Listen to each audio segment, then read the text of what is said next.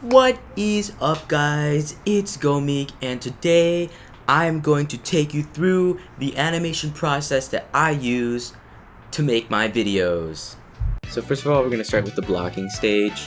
And blocking is pretty much just what it means is you're just blocking out the movements with really like bare bones pieces. You're not actually really animating anything yet. I mean, well, technically you are, but it's just like you're not doing like the frame by frame stuff. So what I do first is that I make these like tiny little guides using what are called symbols. And if you don't use animate or flash or whatever you use, symbols are pretty much just like reusable pieces of animation that you can just you can drag and drop them, you can move them around, skim around, whatever. And they're really helpful for when you're just doing like a really like bare bones movement. Very, I don't know how to explain it. In the top left, you can see I have like an acting reference of myself, so I actually know what the hell I'm supposed to be animating right now.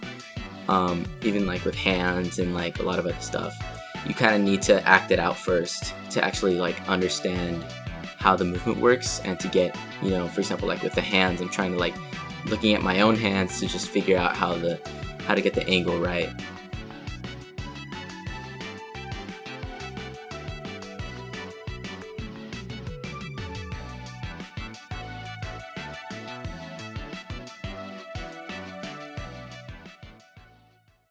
Oh, I assure you, Ifu, these have been floating here for several days. Besides, I'm broke. Okay, so next up we have the rough animation, and rough animation is pretty much just tracing over the blocking, and it's just to get like facial expressions, lip sync, you know, the hair movement, all that stuff. In the first half of this, I kind of made the mistake of tracing over the headphones when I didn't really need to. Like, if it's already there, you don't have to trace over it again. Yeah, so for example with hair movement, if the hair is just going to be in the same place as like the blocking symbol that I made, then I don't have to redraw it every time. Only if it's ever being like moved by any motion, like if it's being dragged or pushed, then I could redraw the hair. But in this case, if my character is just staying still, then I don't need to redraw the hair because that's just where the resting position is. As I'm recording this time lapse, you can kind of see the time jumping around a bit, like it goes from like 1 to 120, for example, and that's just because sometimes I have to hit pause on the recording, or I have to stop the recording when someone talks to me or stuff like that, you know? But either way, it should be like a constant stream of video. There shouldn't be too many skips.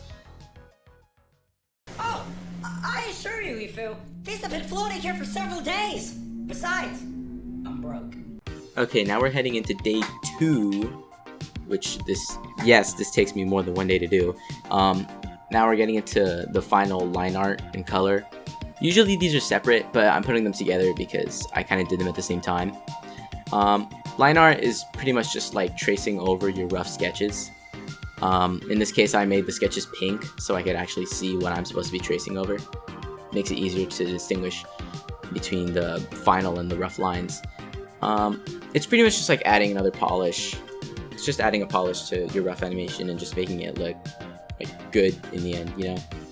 There's not really much to say about lines. And oh yeah, I did change my webcam position here to actually show myself drawing in the tablet and how I have my tablet set up. By the way, this looks like a lot of work, or I mean, it's just tracing the same thing over and over again. But not all animation is frame by frame like this. A lot of animation that you see in media to save time uses puppet animation, which is pretty much just using the same pieces over and over again instead of redrawing it every single time, which it is easier.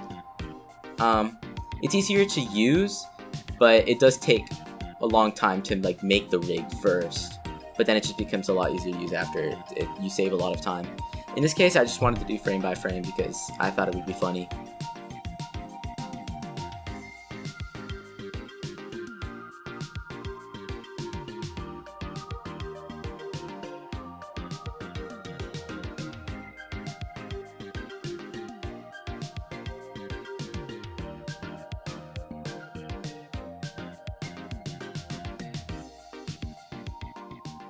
Okay, so here we just jump immediately to 7 p.m. because I had things to do, okay? Don't judge me. Oh yeah, and also we're getting into color now. Yippee! It's pretty much just using the paint bucket tool, so there's not really much to say about that. Now we're heading into day 3, which is also the day I'm recording this right now, so I did end up getting this done within 3 days, which is awesome.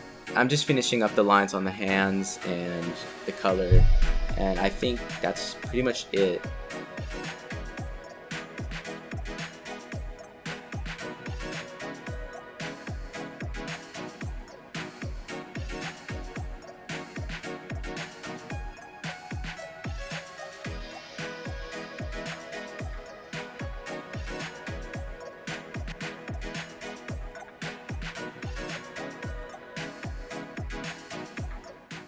Oh, I assure you, Ifu, these have been floating here for several days. Besides, I'm broke.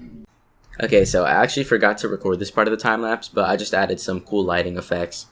Oh, I assure you, Ifu, these have been floating here for several days. Besides, I'm broke. And that is my awesome animation process. I hope you had as much fun learning from this as I did making this. I did not have fun making this. That was a lie. Also, I just want to give one last shout out to Brooklyn at EstrogenStorm on Twitter.com for the amazing audio. This is literally how I hear my character, bro. I finally found the voice clean. You are awesome. I love you.